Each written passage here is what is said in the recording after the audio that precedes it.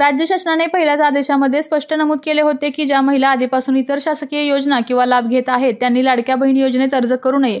तरी देखील काही महिलांनी सरकारी योजनांचे लाभ घेत असतानाही लाडक्या बहीण योजनेसाठी अर्ज सादर केला। या प्रकारामुळे सरकारची फसवणूक झाल्याचा थेट आरोप जिल्ह्याचे पालकमंत्री व पर्यटन मंत्री शंभूराज देसाई यांनी केलेला आहे।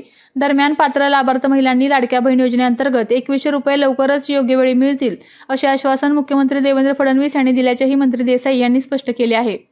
लाडकी बहीणचा जर पहिला GR काढला पाहिला तर मला ती जास्त आठवते, कारण माननीय एकनाथजी शिंदे साहेब त्यावेळी मुख्यमंत्री होते।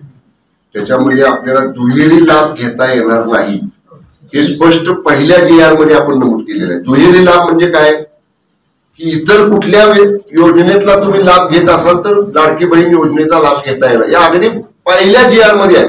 लाडकी बहीण योजनेचा GR त्याच्यानंतर 1-2 वेळा मॉडिफाय झाला।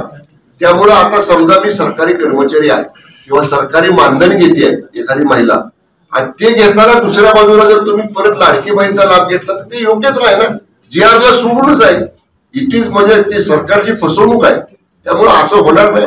लाडकी सून योजना माननीय मुख्यमंत्र्यांच्या मनामध्ये असेल तर अतिशय चांगली योजना ते आणतील। माननीय मुख्यमंत्री नेहमी महिलांच्या बाबतीत सकारात्मक विचार करत असतात आणि ती सुद्धा लाडक्या सुनेला एक प्रकारे वेगळा दिलासा देणारी योजना असेल। आर्थिक बोजा पडणार नाही, कारण जेव्हा माननीय मुख्यमंत्री महोदय असा निर्णय घेण्याचा विचार करत असतात तेव्हा ते स्वतः राज्याच्या सगळ्या परिस्थितीचा अभ्यास करूनच बोलतात।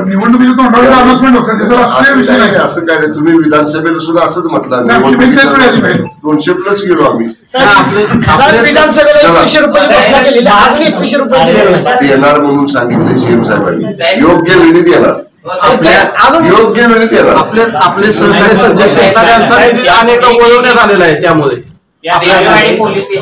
आपल्या तालुक्यातील जिल्ह्यातील बातम्या सर्वप्रथम पाहण्यासाठी आजच सातारा न्यूजला YouTube चॅनलवर सबस्क्राईब करा, लाईक करा, शेअर करा आणि बेल आयकॉन प्रेस करायला विसरू नका।